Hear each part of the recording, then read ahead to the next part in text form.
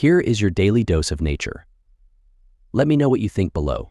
Closed for the first 2 weeks of her life are now opening. And with this comes a whole new world of sensory stimulation.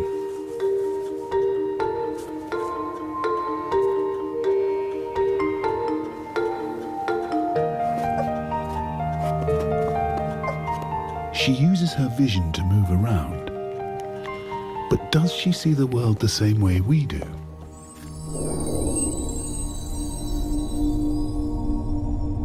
Well, dogs are colorblind.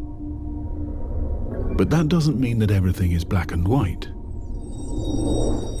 She does see color, but mostly just blues and yellows. It's because she only has 2 types of color receptors compared to humans who have 3.